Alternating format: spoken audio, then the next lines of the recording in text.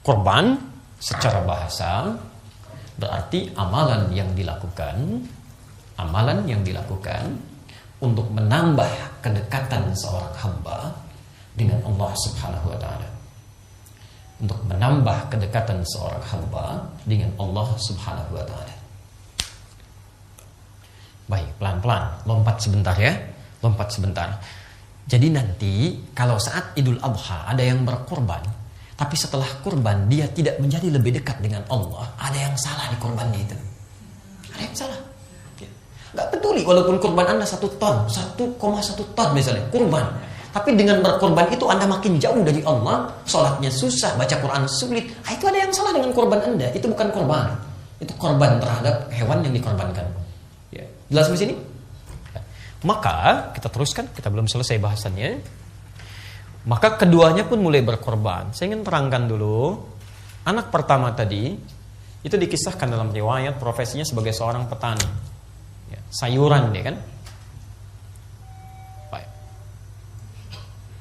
Yang kedua, dia berprofesi sebagai peternak. Ya. Ya, ternakan hewan di sini, yang ini terkait dengan sayuran.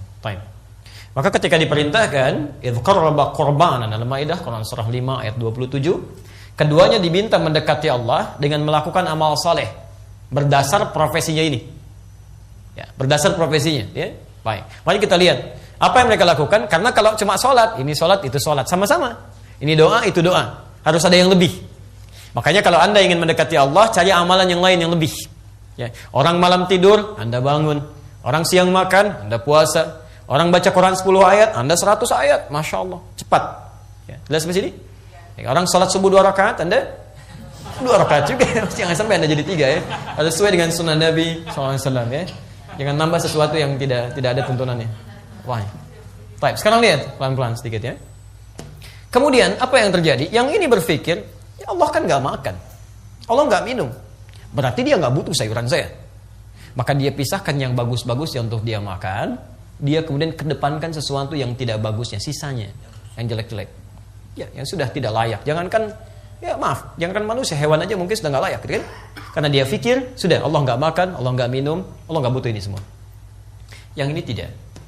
Dia berpikir Allah memang tidak makan, tidak minum, ya, tidak diserupakan dengan makhluk. Tapi Allah selalu ingin melihat wujud kesungguhan seseorang, ketakwaannya. Dia nggak butuh dengan apa yang saya sekarang siapkan, tapi Allah Subhanahu wa taala ingin melihat dasar kesungguhannya. Nanti itu yang akan diambil kemudian jadi teori di Quran surah ke-22 ayat 37. Ya, nanti ada ayat di situ, la yanalallaha luhumuha wala dima'uha walakin yanaluhu taqwa minkum. Ya, Allah tidak butuh dengan dagingnya, tidak akan sampai kepadanya darahnya pula, tidak. Tapi yang akan sampai kepada Allah itu kesungguhan, takwanya. Ya.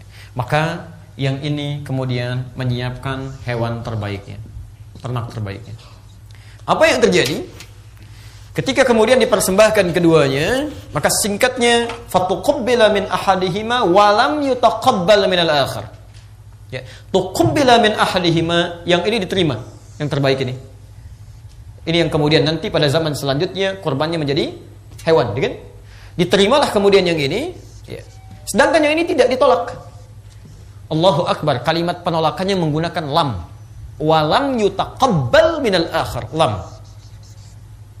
Jadi dalam bahasa Arab itu ada la, ada lan, ada lam. Lam itu artinya menafikan maldi wal istiqbal, dulu dan sampai kapanpun, tidak akan pernah. Dulu dan sampai kapanpun. Jadi kalau cuma lan saja artinya nanti, sejak peristiwa itu sampai nanti nggak akan terjadi. Tapi dulu mungkin pernah. Ya, dulu mungkin pernah. Kalau ini enggak, dulu pernah, kesini agak susah tapi masih bisa. Kalau ini lam, dulu, tidak, sampai kapanpun tidak akan pernah. Ketika Allah mengatakan tidak diterima korbannya, itu menggunakan lam, bukan la, bukan lan. Artinya kalau menggunakan lan, dulu pernah, sekarang enggak. Kalau menggunakan la, masih ada peluang diterima. Tapi ketika menggunakan lam, sampai kapanpun, dari dulu sampai akan datang, orang-orang yang berkorban mendekati Allah beramal saleh dengan hal yang tidak bernilai, tidak akan pernah diterima oleh Allah Subhanahu wa taala. Tidak akan pernah. Jadi hati-hati ya, kaidah Anda ketika Anda ingin mendekati Allah dengan amal saleh, ingin berkorban, maka selalu mencari yang terbaik. Jelas di sini? Jadi dari kaidah yang pertama ini nanti baru turun urutan-urutan fikih. Ya. Kalau diturunkan nanti misalnya ke hewan ternak, nanti ada ketentuan-ketentuan. Tidak boleh berkorban dengan hewan yang terlampau kurus, tidak boleh yang ada cacatnya, tidak boleh yang salah satu buta awar matanya. Itu ketentuan asalnya dari sini. Makanya saya buka dengan kaidah Quran dulu supaya tahu kisahnya, bagaimana cara memaksimalkannya. Jelas ya? Baik, jadi ketemu di sini asalnya, kemudian apa yang dimaksud dengan korban. Lalu kita temukan kenapa berwujud hewan, ya? Yang asalnya dari sini. Jadi syariat korban yang setahun sekali tidak menggunakan yang lain kecuali hewan untuk memberikan kesan pada kisah yang dulu pernah terjadi. Hewan inilah yang kemudian disyariatkan di masa-masa yang akan datang sampai kemudian diingatkan kembali di masa Nabi Ibrahim alaihissalam. Quran surah ke-37 ayat 102 sampai dengan ayat 109-nya. Falamma balagha ma'ahu sa'ya. Ada ayatnya? Maka tatkala Ismail telah sampai pada usia yang sudah cukup, baik cukup balik. Ada ayatnya? Baik, qala inni ara fil ya bunayya inni ara fil manami anni adhahuka fanzur madza tara. Ini yang paling menarik. Ketika ayah punya persoalan pun, itu Masya Allah. Nabi Ibrahim itu kan nabi, rasul. Mimpinya itu wahyu. Mudah bagi beliau untuk langsung mengatakan pada anaknya, "Nak, siap-siap. Kemana ya? Korban, ada perintah di wahyu." Ya kan? Mudah. Tapi apa yang dilakukan? Beliau minta pandangannya. Lihat kalimatnya. Di situ disebutkan anak ini sudah mulai dewasa. Ini petunjuk dari Quran. Bila nanti anak-anak sudah mulai mencapai masa kedewasaannya, maka cara bergaul dengan dia jadikan sebagai teman. Karena nalarnya sudah matang. Maka dimulai di sini bukan dengan perintah, tapi memulai dengan memberikan hikmah. Papa, tadi lihat di mimpi, kan, bahwa Papa sembelih kau. Ya. Apa pendapatmu? Fanzur madza tara. Yang mengejutkan kata anaknya, lihat kalimatnya. Ya abatif al ma tu'mar. Satajiduni insyaallah minas sabirin. Pak, cepat kerjakan sekarang. Sekarang, tif'al itu kerjakan sekarang, jangan tunda. Insyaallah engkau dapati saya termasuk bagian orang sabar. Demi Allah saya katakan, kalau anak ini tidak dididik dengan baik oleh kedua orang tuanya, tidak mungkin bisa berkata seperti itu. Tak mungkin. Dan Anda harus tahu, Ibrahim itu orang sibuk, Pak. Sibuk luar biasa. Bahkan ketika dilahirkan, itu kan lahirnya di Kan'an Ismail ini. Ya, lahirnya di Palestina itu. Ya, setelah itu diperintahkan oleh Al-Quran, ya, oleh Allah Subhanahu wa taala, dirangkum di Quran surah ke-37 itu, surah 14 itu ayat 37, untuk dibawa pergi ke Mekah. Apa yang terjadi? Ini anak ditinggalkan dengan ibu anaknya di Mekah yang disebutkan di Quran ghairi dzi zar'in, ya, yang tidak ada tumbuhan di situ. Hati-hati, biwadin ghairi dzi zar'in 'inda baitikal muharram, di satu lembah yang tidak ada tumbuhan. Anda bisa kebayang nggak, bapak di Palestina, anak di Mekah. Jarak Palestina ke Mekah itu kalau sekarang misalnya pakai bis itu kurang lebih sehari 2 malam. Di balik kesibukannya sebagai seorang rasul dan nabi, masih meluangkan waktu untuk nengok anaknya, Pak. Dicek itu. Dia disusui, siapa yang nyusuinya? Main dengan siapa? Bagaimana keadaannya? Masya Allah. Makanya disebut dengan Ibrahim. Kalau bahasa Aramaik itu dari kata Ibrahim yang penyeberang. Suka nyebrang, lihat-lihat, ya, berdakwah, melihat-lihat kondisi anak. Dalam bahasa Arab ada meriwayatkan dari Abun Rahim, bapak yang sangat perhatian, penyayang. Ada nabi, rasul, dekat dengan Allah, disebut Khalilullah, sangat dekat dengan Allah. Sibuk luar biasa, masih sempat meluangkan waktu untuk melihat perkembangan anaknya. Ada orang bukan nabi, bukan rasul, sesibuk apa sih sampai nggak pernah lihat anaknya? Berangkat gelap, pulang lagi gelap, gitu kan? Dan feedbacknya apa dari situ? Ketika anak diberikan perhatian, anak bisa membantu bapaknya. Coba cek, ketika Allah perintahkan kepada Nabi Ibrahim untuk meninggikan bangunan Ka'bah, Al-Baqarah 127, posisi paling kiri sebelah atas, wa idh yarfa'u Ibrahimul qawa'ida minal bait. Ketika kami mintakan kepada Ibrahim meninggikan pondasi Ka'bah, tinggikan lagi. Maka mulai beliau bergerak. Ya. Langkahkan pertamanya. Langkah pertama untuk melakukan sesuatu disebut dengan maqam. Kalau ini Ka'bah beliau langkahkan, ada maqam. Sampai sekarang disebut dengan maqam Ibrahim. Tiba-tiba wa Ismail, dari sisi yang lain anaknya ini, yang tadi Ismail, datang bawa batu, Pak. Ingin bantu. Batu dalam bahasa Arab disebut dengan hajar. Kalau disusun-susun jadi satu bagian disebut dengan hijr. Kalau menjadi satu ruangan disebut dengan hujrah. Jamaahnya disebut dengan hujurat. Quran surah Al-Hujurat surah 49, kamar-kamar, ruangan. Lalu dia susun-susun itu sisi yang lain. Ya. Maka sampai sekarang dikenal dengan Hijr Ismail. Ya. Nah, sekarang kenapa diakhirkan kalimatnya? Padahal bisa Quran mengatakan misal wa idz yarfa'u Ibrahimu wa Ismailul qawaid. Kenapa Ismail diakhirkan di sini? Ini untuk menunjukkan kalau ilmu dalam bahasa Arab untuk menunjukkan bahwa pekerjaan yang pertama tidak sebanding dengan yang kedua. Ini cuma bantu aja. Ya. Jadi bantu, bapaknya yang punya tugas. Cuma ketika anaknya melihat bapaknya punya tugas, dia tergerak kayak saya lagi lelah nih, saya harus bantu.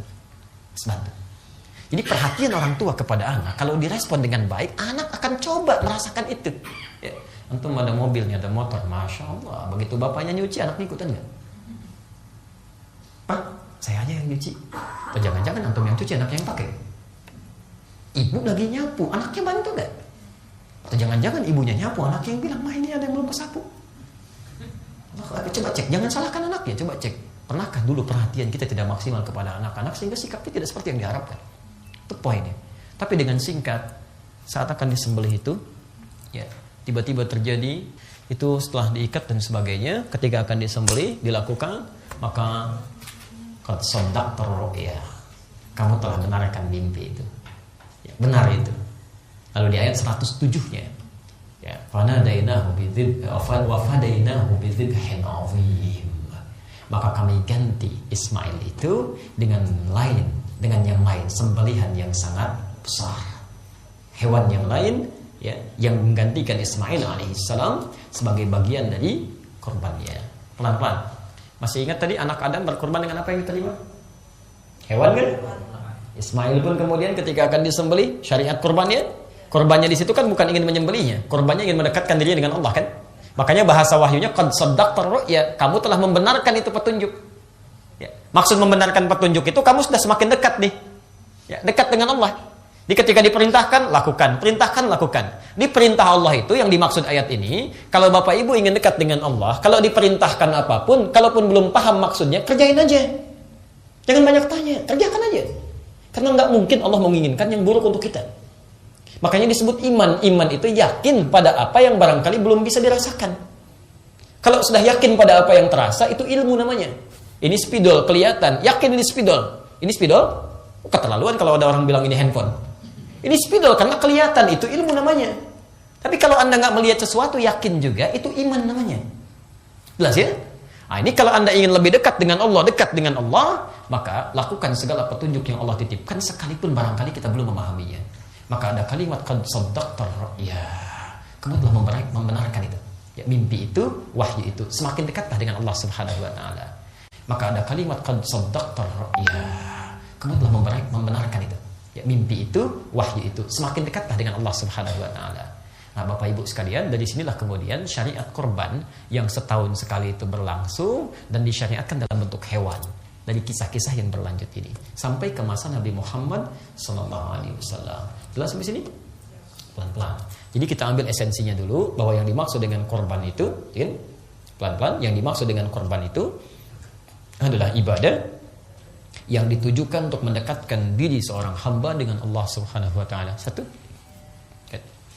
Yang kedua, korban bisa bermanfaat mengikis kesulitan-kesulitan, bisa bermanfaat untuk mengikis kesulitan-kesulitan yang dirasakan dalam menjalani kehidupan.